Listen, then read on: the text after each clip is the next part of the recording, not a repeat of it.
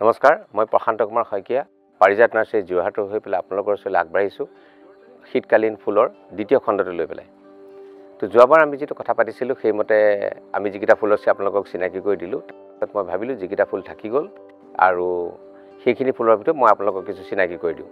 প্ৰথমতে মই ক'ব খুজিছোঁ ডালিয়াৰ বিষয়ে। ডালিয়া আপোনালোকে চিনি পায়, কাৰণ ডালিয়া বোধ কৰোঁ চিনি নোপোৱা ফুলৰ ভিতৰত মানুহ খুব কম আছে। ডালিয়া অত্যন্ত সুন্দৰ ফুল, কেম্পাছটো ডাঙৰ হ'লে অতি সুন্দৰ দেখি।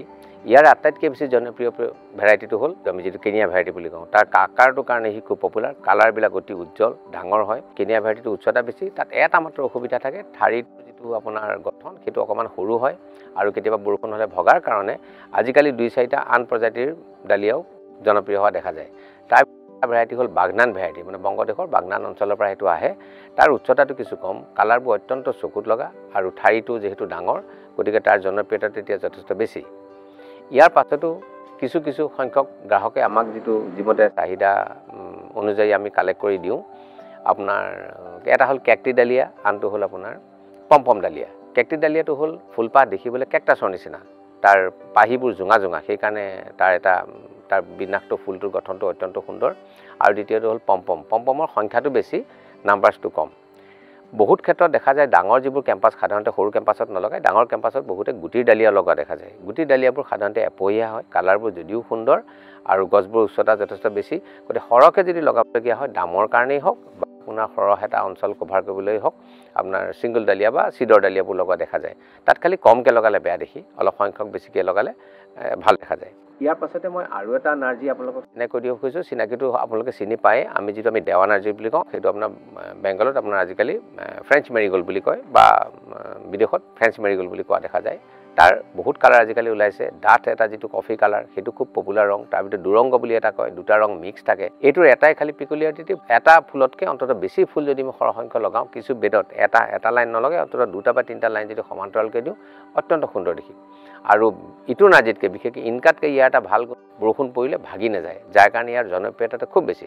আৰু নাম্বাৰছ অফ ফ্লাৱাৰ্ছ মানে ফুলৰ সংখ্যা গছজোপাত অত্যন্ত বেছি, যাৰ কাৰণে খুব পপুলাৰ আৰু ডিউৰেবল। ফুলটো যথেষ্ট দিন থাকে আৰু বিশেষকৈ যিবোৰ ডাঙৰ কেম্পাছ বা ইনষ্টিটিউশ্যন বা অনুষ্ঠানৰ যিবোৰ কেম্পাছ সেইবিলাকৰ কাৰণে খুবেই ভাল। আমি ঘৰুৱাকৈও লগাব পাৰোঁ, খালি এটাই কথা, অলপ সংখ্যক বেছিকৈ লগালে তাৰ ৰংটো খুব ভাল দেখি। আৰু নাৰ্জী ফুল বিশেষকৈ দেখা যায় বিভিন্ন কাৰণে উদ্যানবিলাকক আজিকালি লগোৱা দেখা যায়, বিশেষকৈ অৰ্গেনিকেলি বহুতে যিসকলে খেতি কৰে তাৰ মাজতে তেওঁলোকে নাৰ্জী ফুল লগায়। কাৰণটো হ'ল পেষ্টবিলাক কণ্ট্ৰল কৰিবৰ কাৰণে নাৰ্জী ফুল লগা তেওঁলোকক দেখা যায়। ইয়াৰ পাছতে মই ক'ব পাৰোঁ যে কেলেণ্ডুলা, এইটো এটা জনপ্ৰিয় ফুল, পুৰণা চিনাকি আমাৰ ফুল। কেলেণ্ডুলা 2টা কালাৰ খুব বেছি জনপ্ৰিয়, এটা হ'ল কমলা ৰঙৰ, আনটো হ'ল হালধীয়া ৰঙৰ।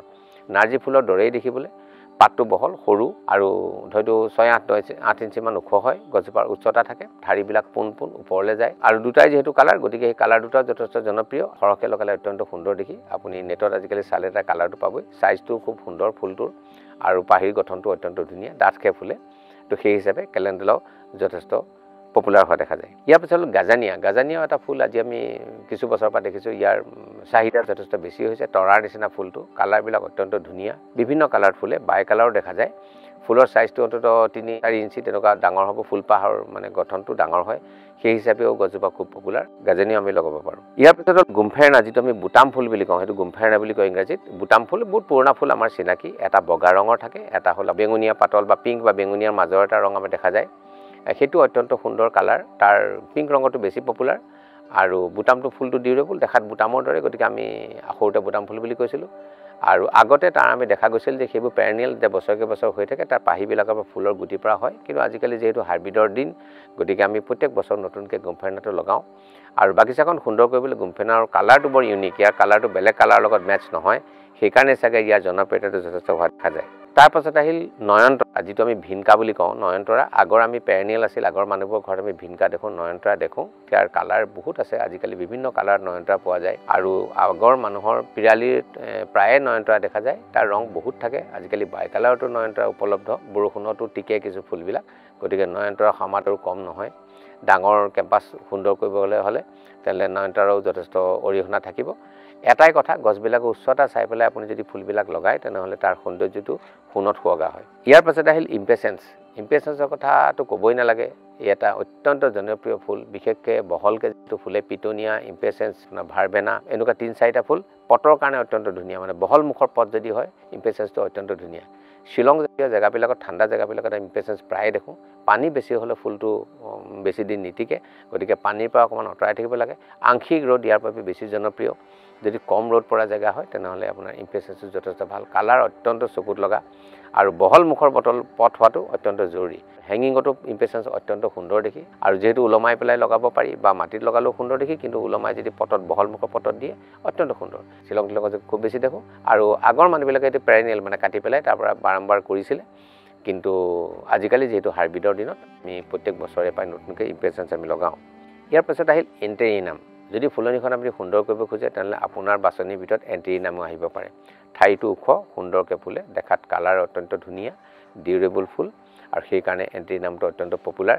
নেটত আপুনি কালাৰ চাব পাৰে কালাৰবিলাক বৰ চকুত লগা যেহেতু গছজোপা অকণমান ডাঙৰ গতিকে একেবাৰে কম জেগাত হয়তো অকণমান অসুবিধা পায় টাবতকৈও মাটিত হয়তো বেছি ভাল হ'ব যেন মোৰ অনুমান হয় ইয়াৰ পাছত আহিল পৰ্টুলেকা হ'ল 9 o'clock বুলি আমি কওঁ পৰ্টুলেকাটোৰ উচ্চতাটো খুব কম ফুলৰ কালাৰৰ বিন্যাস অত্যন্ত সুন্দৰ বিভিন্ন ৰঙৰ আজিকালি পৰ্টুলেকা দেখা যায় এটা অত্যন্ত পপুলাৰ ফুল বিশেষকৈ আপুনি যদি ৰাস্তাৰ দাঁতিত আপুনি যিটো আপোনাৰ ঘৰলৈ যোৱা যিটো বাট তাৰ যদি দাঁতিত পৰ্টুলেকা বাগিচাখনত লগায় অত্যন্ত সুন্দৰ দেখি তাৰ এটাই কথা সংখ্যাটো অলপ বেছি হ'ব লাগে যদি বেছিকৈ লগোৱা যায় তেনেহ'লে ভাল হয় যেহেতু কালাৰ ভেৰিয়েশ্যন আছে গতিকে সংখ্যাটো বেছিকৈ লগালে তাৰ সৌন্দৰ্যটো আৰু বেছি বাঢ়ে গতিকে ফুলবিলাকৰ কাৰণে মই ভাবোঁ নেটত আপোনালোকে অকণমান চাব ফুলবিলাকৰ কালাৰবোৰ আপোনালোকৰ চকুৰ আগত ওলাই পৰিব কিন্তু আমি সকলো সময়তে হয়তো কালাৰ বিশেষকৈ আপোনাক দিব নোৱাৰোঁ মিক্স কালাৰে আপুনি পাব তথাপিতো এইটো এটা অত্যন্ত জনপ্ৰিয় ফুল ইয়াৰ পাছত আহিল চেল'চিয়া যিটো আমি কক্স কম বুলি ক'ব পাৰোঁ মানে আমাৰ কুকুৰা জহা বুলি আমি কওঁ সৰুতে আমি কৈছিলোঁ কুকুৰা জহা বুলি তাৰ যিটো প্ৰজাতি হ'ব চেল'চিয়া তাৰ কেইবাটাও প্ৰজাতি আছে পতালিকৈ যোৱা প্ৰজাতিও এটা আছে জোঙা হৈ ফুলা প্ৰজাতিও আছে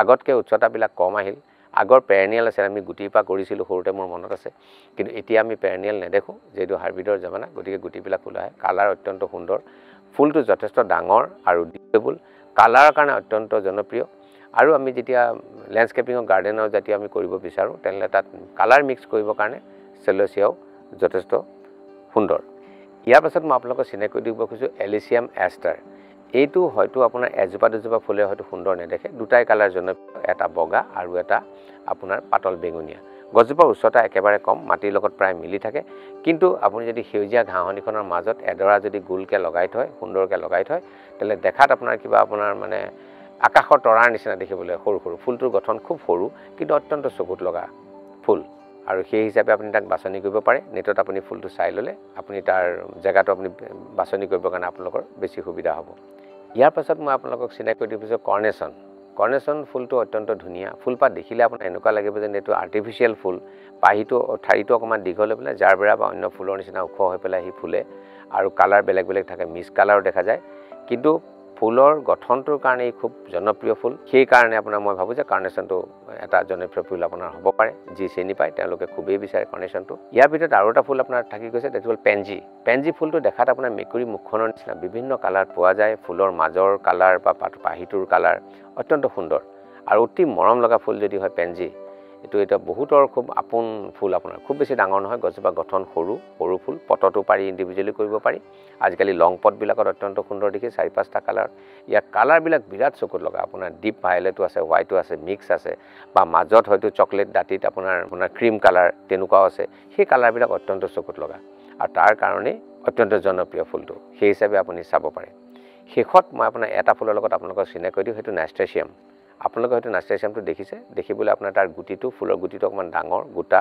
আগতে পেৰেনিয়েল আছিল আমি আগৰ বাৰীবিলাকত যে আমি দেখিছিলোঁ এবাৰ হৈ যোৱাৰ পিছত গছবিলাকৰ পৰা গুটি পৰি পেলাই পিছৰ বছৰ নিজে নিজে হৈ থাকে সেইকাৰণে জনপ্ৰিয় কিন্তু আটাইতকৈ সুন্দৰ এইবিলাক বহল পটত লগাবলৈ সুবিধা যেনে আপোনাৰ পিটনিয়া মই আগতে উল্লেখ কৰিছোঁ ভাৰবেনা হওক আপোনাৰ ইম্পেচেন্স হওক বা আপোনাৰ নাষ্টেচিয়াম হওক এইবিলাক হেঙিং পটৰ কাৰণে অত্যন্ত সুন্দৰ ফুল এটা কথা ইয়াত ডাঙৰ এটা এলেকা যদি আমি পোহৰ কৰি থ'বলৈ বিচাৰোঁ বা জেলেকৈ থ'বলৈ ইয়াৰ কালাৰবিলাকৰ ভিতৰত অৰেঞ্জ য়েল্লো এইকেইটা খুব জনপ্ৰিয় কালাৰ ফুলবিলাক অত্যন্ত বেছি দেখাত পাতখন দেখিবলৈ পদুম ফুলৰ নিচিনা সেইকাৰণে খুব জনপ্ৰিয়তাটো ইয়াৰ বেছি আৰু লতা হৈ পেলাই ফুলে সামান্য কৃপাৰ নিচিনা দেখিবলৈ সেইকাৰণে অত্যন্ত বেছি জনপ্ৰিয় মই ভাবোঁ এইকেইটাই কৈ আজি আপোনালোকক সামৰোঁ কিছু ফুল আপোনালোকক চিনাকি কৰি দিলোঁ ইয়াৰ পাছতো যদি আপোনালোকৰ কিবা সুধিবলগীয়া থাকে বা জানিবলগীয়া থাকে আমি জানো বুলি নহয় কিছু আমি আলোচনাৰ মাজে কিছু আমি আমাৰ নিজৰ প্ৰশ্নবিলাকৰ সমাধান হয়তো বিচাৰি পাম আৰু আশা ৰাখিছোঁ আহিবলগীয়া দিনত শীতৰ কালিত আপোনালোকৰ বাৰীখন অতি সুন্দৰ হৈ ফুলক যাতে আপোনালোকৰ মনবিলাক আনন্দিত হৈ থাকে আৰু 10জনে যাতে আপোনাৰ বাৰীখন চাই পেলাই